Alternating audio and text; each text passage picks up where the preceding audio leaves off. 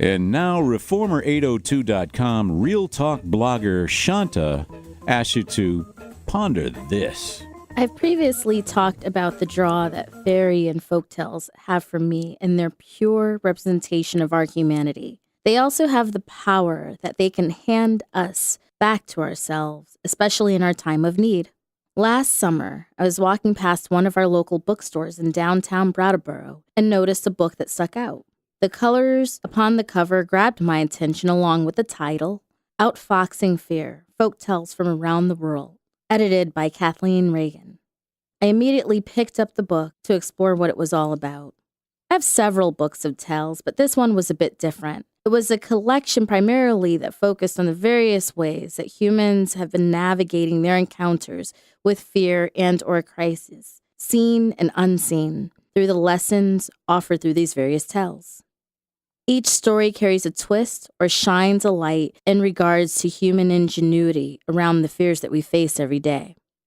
There is one story in particular that I think applies to the time that we live in now, and I think we all need to hear that I would like to share. I want to apologize in advance for any mispronouncement of a few of the uncommon terms in this short piece. The piece is called The Poles of the House, and it's a tale from the Philippines. The poles of the Igogaw's house were quarreling. Said the floor supports to the poles who were quarreling, "What can you do if I am not?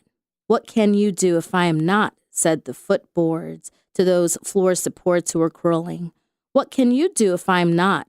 said the cross supports to those floor supports who were quarreling. "What can you do if I am not?" said the floor to those cross supports who were quarreling. "What can you do if I am not?" said the wall to the floorboards who were quarreling. "What can you do if I am not?" said the beams to the wallboards who were quarreling. "What can you do if I am not?" said the pongo to the beams who were quarreling. "What can you do if I am not?" said the woven bamboo to the pongo who were quarreling. "What can you do if I am not?" said the end pole to those woven bamboo who were quarreling. "What can you do if I am not?" said the salabawan to those end poles who were quarreling. "What can you do if I am not?" "Who am leg pet?"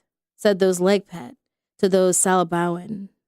"Though you are leg pet, you can do nothing if I am not," said the gaukat. "Because you fall," said the gaukat to the leg pet who are quarreling. "And what can you all do if I am not, who am grass?"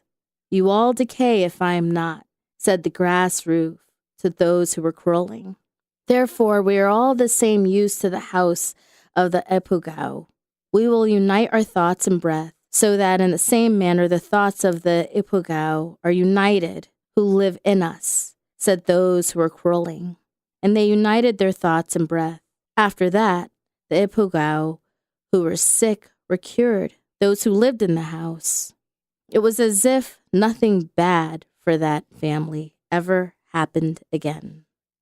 Perhaps in our time of most need, we need to ask ourselves and each other, what can you do if I am not? And while it may not be noticeable right away, if each of us slips into the folds of I am not, we all suffer and we all decay.